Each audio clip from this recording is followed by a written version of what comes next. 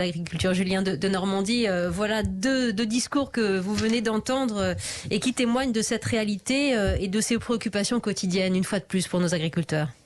Oui, vous avez raison. Et d'abord, moi, je voudrais saluer Europe 1 de mettre en avant le monde agricole. Je trouve que c'est tout à votre honneur et que le monde agricole en a bien besoin.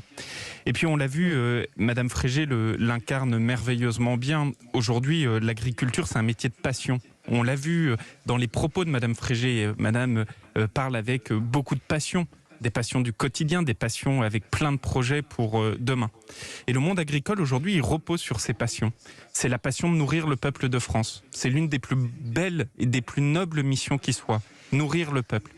Mais la passion, c'est ça qui fait qu'on a encore des jeunes qui s'engagent dans ce métier d'agriculteur ou de la chaîne alimentaire. Mais la passion, malheureusement, elle ne peut pas tout. Et il y a devant nous, par exemple, un enjeu très important, c'est celui de la rémunération. On sait que nos agriculteurs ne gagnent pas suffisamment bien leur vie, n'arrivent pas à valoriser suffisamment bien leurs produits. Et je crois que ce sujet de rémunération, il est en fait au cœur du défi du renouvellement des générations que vous venez d'évoquer. Alors vous avez raison, Julien Normandie, il y a des raisons d'espérer. En 2017, un nouvel agriculteur sur 3 avait moins de 40 ans. On va parler de la rémunération. Mais à côté de cette passion nourricière, il y a une réalité que vous connaissez bien. Pour 3 départs à la retraite aujourd'hui, il y a seulement 2 installations. Alors est-ce que cela repose essentiellement sur le problème de la rémunération ou aussi de l'astreinte qu'évoquait très bien Hélène Frégé. C'est un quotidien qui n'est pas fait vraiment de vacances, qui est difficile à concilier avec une vie familiale telle que l'entendent certains aujourd'hui. Oui, alors ça fait partie de l'équation, mais vous savez, la passion qui nous anime dans le monde agricole, c'est ça qui fait tenir. C'est un métier où on travaille durement, c'est un métier où on se repose peu. C'est grâce à ces agriculteurs que le pays a tenu aussi pendant la période de la Covid. Parce que par rapport à d'autres pays en Europe, on n'a jamais manqué de rien dans nos supermarchés. C'est grâce aux agriculteurs.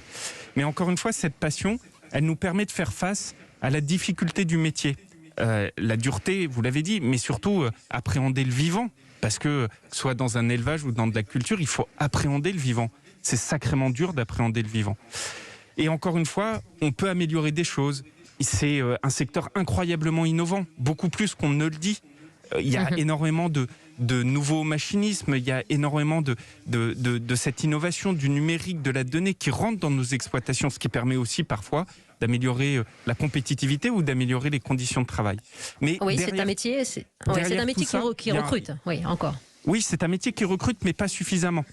Et moi, je le dis à toute la jeunesse de France, ce sont des métiers, que ce soit le métier d'agriculteur, le métier de la chaîne alimentaire, ce sont des métiers du vivant avec une mission incroyable. Ce sont des métiers innovants, il faut le redire. On a une jeunesse qui est très attirée par les métiers innovants. C'est des métiers profondément innovants.